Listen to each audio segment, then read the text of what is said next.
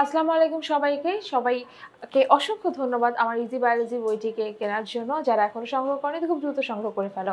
আজকে আমরা MCQ solution করব। তোমরা সকলেই জানো আজকে আমরা অধ্যায় 12 এর টাইপ 1 জীবের বংশগতি নিয়ে আলোচনা করব। চলো আজকে আমরা এমসিকিউ গুলো সমাধান করে ফেলি। দেখো প্রথম প্রশ্নটা কি বলেছে, পিতামাতার বৈশিষ্ট্যগুলো সন্তান সন্ততির দেহে সঞ্চারিত হওয়ার প্রক্রিয়াকে কি বলা হয়? এটা খুবই সহজ একটা প্রশ্ন। অনুলিপন, বংশগতি, জীব প্রযুক্তি নাকি নিষেক? এই চ্যাপ্টারের নামই হচ্ছে কি বংশগতি। এবং আমরা জানি যে পিতামাতা থেকে যে বৈশিষ্ট্যগুলো আসে সন্তানদের মধ্যে যে সঞ্চারিত হচ্ছে এই প্রক্রিয়াকে বলা হয় বংশগতি। বংশগতিবিদ্যার জনককে?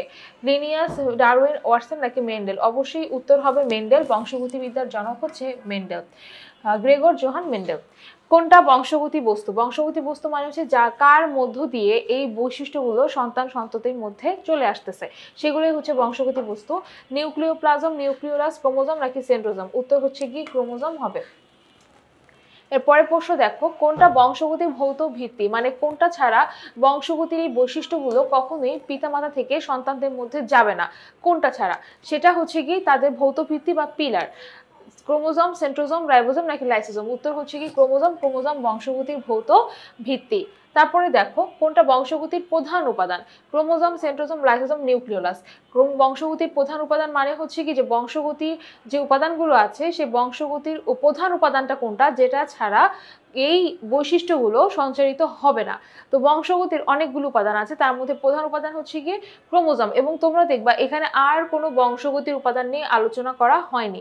ঠিক আছে, বংশগতির উপাদান সাধারণত হচ্ছে গিয়ে চারটা। একটা হচ্ছে গিয়ে তোমার ক্রোমোজোম, একটা হচ্ছে কি তোমার হচ্ছে ডিএনএ, আরেকটা হচ্ছে কি আরএনএ এবং আরেকটা হচ্ছে কি জিন। ঠিক আছে, নিউক্লিয়াসের কোষের ভিতরে কি থাকে? নিউক্লিয়াস থাকে। নিউক্লিয়াসের ভিতরে কি থাকে? নিউক্লিয়াসের ভিতরে ক্রোমোজোম থাকে। ক্রোমোজোমের ভিতরে কি থাকে? ডিএনএ থাকে। ডিএনএর ভিতরে কি থাকে? জিন থাকে এবং আরেকটা হচ্ছে কি আরএনএ। তাহলে এই চারটে উপাদানই হচ্ছে মূলত বংশগতির উপাদান। তো এদের মধ্যে প্রধান উপাদান হচ্ছে কি তোমার ক্রোমোজোম, কারণ ক্রোমোজোমের ভিতরে ডিএনএ থাকে এবং ডিএনএর ভিতরে যে জিন থাকে সেটাই একটা জীব থেকে বৈশিষ্ট্যগুলো পরবর্তী বংশধরে নিয়ে যায়। তারপরে প্রশ্ন দেখো, কোন বিজ্ঞানী প্রথম ক্রোমোজোম আবিষ্কার করেন? ক্যারোলাস লিনিয়াস, ল্যামার, স্ট্রাসবার্জার, তারপরে ডারউইন। কে হবে? উত্তর হচ্ছে কি স্ট্রাসবার্জার হবে বিজ্ঞানীর নাম। একটা ক্রোমোজোমের দৈর্ঘ্য সাধারণত কত? 3.5 থেকে 30 মাইক্রন, 3.5 থেকে 35 মাইক্রন, 4.5 থেকে 30 মাইক্রন, 5.5 থেকে 30 মাইক্রন। ঠিক আছে, তাহলে আমার উত্তর কি হবে? উত্তর হচ্ছে কি প্রথমটা 3.5 থেকে 30 মাইক্রন। এটাই হচ্ছে ক্রোমোজোমের দৈর্ঘ্য।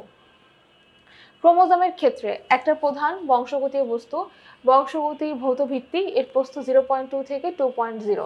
তাহলে অবশ্যই আমরা জানি ক্রোমোজোম হচ্ছে কি একটা প্রধান বংশগতির বস্তু, বংশগতির ভৌত ভিত্তি অবশ্যই, আর প্রস্থ কত? 0.2 থেকে 2.0। তাহলে এটা তিনটেই হবে অ্যান্সার। আচ্ছা, পরের প্রশ্নটা দেখো, বংশগতির প্রধান উপাদানটি প্রত্যেক নিউক্লিয়াসে সাধারণত প্রজাতির বৈশিষ্ট্য অনুসারে নির্দিষ্ট সংখ্যক বিদ্যমান। এর প্রতিটিতে এক বা একাধিক সেন্ট্রোমিয়ার থাকে। এরা বংশগতি বৈশিষ্ট্যের ধারক এবং বাহক। বংশগতির প্রধান উপাদানটা কি? সেন্ট্রোজোম, ক্রোমোজোম, নিউক্লিয়াস নাকি রাইবোজোম? উত্তর হচ্ছে কি বংশগতির প্রধান উপাদান হবে হচ্ছে কি ক্রোমোজোম। আর হচ্ছে গিয়ে যদি এখানে ক্রোমোজোমের বদলে ডিএনএ থাকো তাহলে আমরা ডিএনএ অ্যান্সার দিতাম, কিন্তু তুমি আশেপাশে যে অপশনগুলো দেখতে পাচ্ছ সেন্ট্রোজোম, নিউক্লিয়াস, রাইবোজোম, কেউ কিন্তু আসলে বংশগতির প্রধান উপাদান না। ঠিক আছে,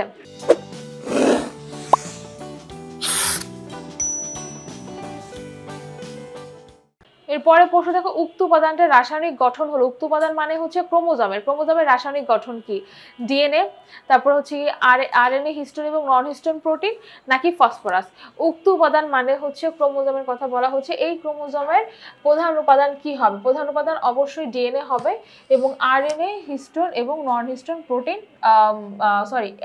প্রধান উপাদান হচ্ছে কি ডিএনএ হবে এবং ডিএনএর সাথে হচ্ছে কি ফসফরাস থাকবে। ঠিক আছে, তাহলে আমি যদি বলি ডিএনএ এর গঠনটা যদি আমরা বলি, তো ডিএনএ এর গঠনে কি থাকছে? ফসফেট গ্রুপ থাকছে, তোমার হচ্ছে 5 কার্বন বিশিষ্ট শর্করা থাকছে, তারপর নাইট্রোজেন ক্ষারক থাকছে। তো ক্রোমোজোমের রাসায়নিক গঠন হচ্ছে কি ডিএনএ এবং ডিএনএ এর মধ্যে কি থাকছে? ফসফরাস থাকছে। এই জন্য অ্যান্সার 2 হবে। তারপরে প্রশ্ন, কোনটা মানুষের চোখের রং এবং চামড়ার গঠন বৈশিষ্ট্য বহন করে? অথবা মানুষের চোখের রং নিয়ন্ত্রণ করে কোনটা? তার মানে কি মানুষের চোখের রং এবং চামড়ার গঠন এটা আমরা কিভাবে পাই? বংশ পরম্পরায় পাই বা হচ্ছে জন্মগতভাবে এই জিনিসটা পেয়ে থাকি। তাহলে এটাকে আমরা কি বলতে পারি? এটা অবশ্যই আমরা বলতে পারি জেনেটিক ব্যাপার বা হচ্ছে বংশগতীয় বস্তু। তাহলে দেখো এখানে অপশনগুলো, রাইবোজোম, সেন্ট্রিওল, ক্রোমোজোম নাকি নিউক্লিওলাস হবে অ্যান্সার। উত্তর হচ্ছে কি ক্রোমোজোম হবে এটার অ্যান্সার। কোনটির মাধ্যমে জীবের স্বকীয় বৈশিষ্ট্যগুলো পরবর্তী প্রজন্মে হুবহু স্থানান্তরিত হয়? রাইবোজোম, সেন্ট্রোজোম, লাইসোজোম নাকি হচ্ছে কি ক্রোমোজোম? অ্যান্সার হচ্ছে কি অবশ্যই উত্তর হবে ক্রোমোজোম। জীবের চারিত্রিক বৈশিষ্ট্য সরাসরি মাতা পিতা থেকে বংশধরে বহন করে কোনটি? একই প্রশ্ন একই উত্তর, আমরা বলবো হচ্ছে ক্রোমোজোম। এখন জিন আছে, ডিএনএ আছে, নিউক্লিওটাইড আছে, কখনোই কনফিউজ হওয়া যাবে না। জিন ডিএনএটা হবে না, কারণ হচ্ছে গিয়ে যে সরাসরি মাতা পিতা থেকে বংশধরে নিয়ে যাবে হচ্ছে ক্রোমোজোম। ক্রোমোজোমের ভিতরে ডিএনএ আছে, মানে ডিএনএ আছে তার মধ্যে আবার জিন আছে।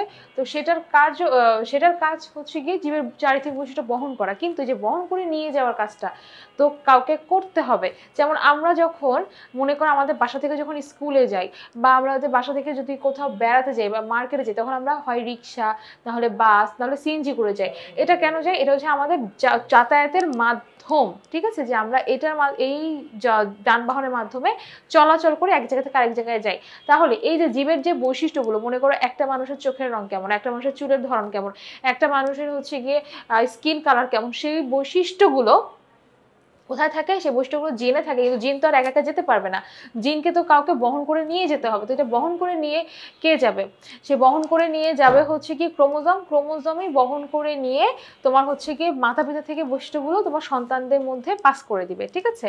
তাহলে আমরা এখানে এই প্রশ্ন উত্তরে কখনোই কনফিউজ হব না। এরপরে প্রশ্ন দেখো, এখানে আমাদের একটা ছবি দেখতে পাচ্ছি, এই ছবিটা হচ্ছে গিয়ে একটা ক্রোমোজোমের ছবি। এখানে বলছে এই চিহ্নিত অংশের নাম কি? এই চিহ্নিত মানে এই মাঝখানে অংশটার নাম কি? স্যাটেলাইট, ধাত্র, সেন্ট্রোমিয়ার নাকি হচ্ছে ক্রোমোনেমাটা? এটার অ্যান্সার হচ্ছে কি ক্রোমোনেমাটা। তোমাদের বইতে দেখবে যে আছে এরকম পেঁচানো অংশ থাকবে, এটাকে ক্রোমোনেমাটা বলে। চিত্রটার ক্ষেত্রে প্রযোজ্য, মানে চিত্র যে ক্রোমোজোম আছে সেটার ক্ষেত্রে প্রযোজ্য। কি প্রযোজ্য? সেটা হচ্ছে কি বংশগতি, পদার্থ ধারণ এবং বহন করা, নতুন জীব সৃষ্টি করা, চুলের প্রকৃতি নির্ধারণ করা। আসলে এটার কাজ নতুন জীব সৃষ্টি করা না, বংশগতি, পদার্থ ধারণ, বহন এবং চুলের প্রকৃতি নির্ধারণ করাই হচ্ছে এর কাজ। তাহলে আজকের ক্লাসের মাধ্যমে আমরা কিন্তু হচ্ছে কি ক্রোমোজোম সম্পর্কিত বিষয়গুলোর এমসিকিউ সমাধান করে ফেলাম। আশা করি তোমরা সকলে খুব ভালো করে বুঝতে পেরেছো। তাহলে আজকের ক্লাস আমি এখানে শেষ করছি। সবাই ভালো থাকো, সুস্থ থাকো, আল্লাহ হাফেজ সবাইকে।